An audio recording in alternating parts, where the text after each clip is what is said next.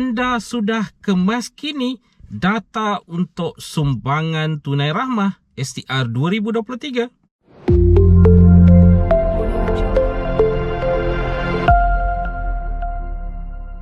Assalamualaikum, salam sejahtera. Jumpa lagi di channel Herwan Nabi. Okay guys, kepada mereka yang belum lagi subscribe ke channel ini, jangan lupa tekan pada butang subscribe, tekan juga pada butang loceng. Thank you guys. Sumbangan tunai rahmah STR 2023 kemaskini secara dalam talian telah pun mulai dibuka bermula daripada 1 hari bulan 3 2023.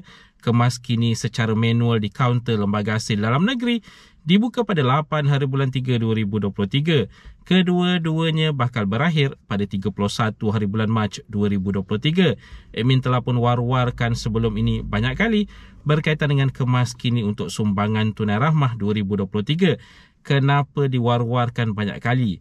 Kerana kita harus sedar sekarang ini kepimpinan kerajaan terbaru sangat-sangat selektif, sangat-sangat mengkaji siapa yang layak untuk menerima bantuan, siapa yang tidak layak untuk menerima bantuan, agar bantuan itu dapat disalurkan kepada golongan sasar yang sebetulnya, bukan kepada golongan sasar yang tidak memerlukan bantuan.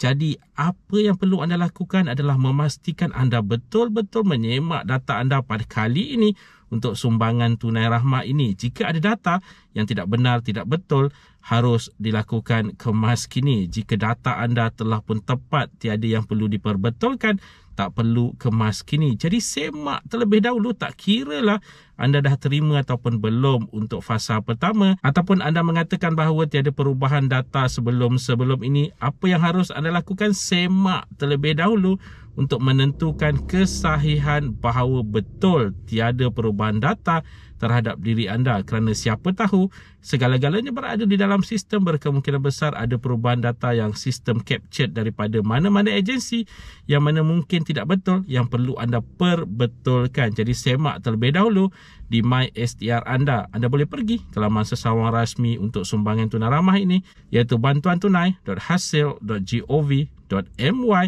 Log masuk ke dalam My STR anda untuk melihat satu persatu data anda dan pastikan ianya adalah betul. Jika tidak betul, kemaskini. Terutama sekali kepada mereka yang sudah 3 tahun tidak mengemaskini, sewaktu zaman BSH 2020, sewaktu zaman BPR 2021, zaman BKM 2022.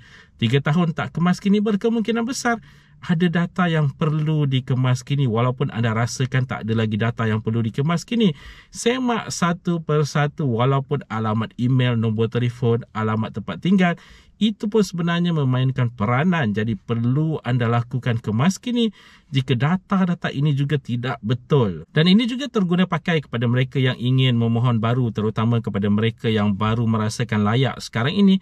Mungkin umur dah cukup 21 tahun ini, perlu memohon untuk mendapatkan bantuan sumbangan tunai rahmah STR 2023 ini. Begitu juga kepada mereka yang telah pun digagalkan permohonan mereka sebelum ini. Jika merasakan mereka sebenarnya layak, jadi perlu untuk memohon baru dengan menyertakan dokumen-dokumen yang berkaitan sebagai rujukan untuk permohonan anda. Seperti yang telah pun diwar-warkan oleh admin sebelum ini, ada 3 sebenarnya perkara yang sangat penting. Terutama sekali yang pertama adalah berkaitan dengan pertukaran status. Sebagai contoh, daripada bujang ke berkahwin ataupun berkahwin ke bujang, anda perlu untuk lampirkan sijil ataupun salinan berkaitan dengan sijil perkahwinan ataupun sijil perceraian. Jika anda pergi ke Lembaga Hasil Dalam Negeri untuk membuat kemaskini di kaunter ataupun di cawangan Lembaga Hasil Dalam Negeri ini, perlu juga membawa untuk sijil asal bagi pengesahan oleh pihak Lembaga Hasil Dalam Negeri. Begitu juga dengan kematian pasangan, anda perlu membawa sijil asal jika pergi ke Lembaga Hasil Dalam Negeri untuk membuat kemaskini. Jika secara dalam talian, perlu lampirkan sijil kematian tersebut untuk disemak oleh pihak Lembaga Hasil Dalam Negeri. Jadi guys, ingat sekali lagi, tarikh tutup adalah 31 hari bulan Mac 2023. Berbaki 2 minggu saja sebenarnya. Pejam celik 2 minggu ni tak lama. Jadi jika anda merasakan perlu kemaskini, lakukan segera agar tidak terlepas daripada tarikh yang telah pun ditetapkan. Dan pembayaran untuk fasa kedua seperti yang telah pun diberitahu adalah pada bulan April. Jangkaan awal adalah sebelum Hari Raya Aidilfitri. Untuk pembayaran fasa kedua ini, pembayaran kepada isi rumah tak kira berapa anak, apa kategori isi rumah sekalipun, RM200 untuk anda untuk pembayaran fasa kedua. Untuk kategori bujang, bujang warga emas berumur 60 tahun ke atas dan bujang berumur 21 ke 59 tahun, mereka akan menerima RM100 untuk pembayaran fasa kedua nanti. Jadi ingat tu, fasa kedua ini sebenarnya tidak akan lagi mengambil kira kemaskini yang bakal dilakukan ini.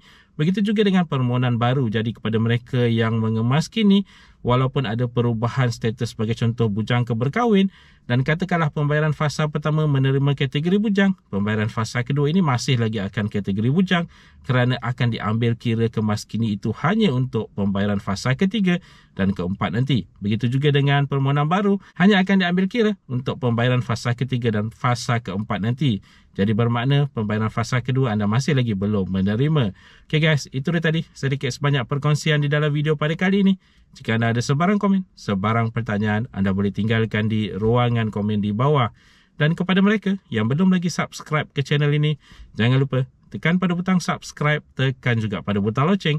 InsyaAllah kita berjumpa lagi di video yang akan datang. Stay safe, stay healthy. Assalamualaikum.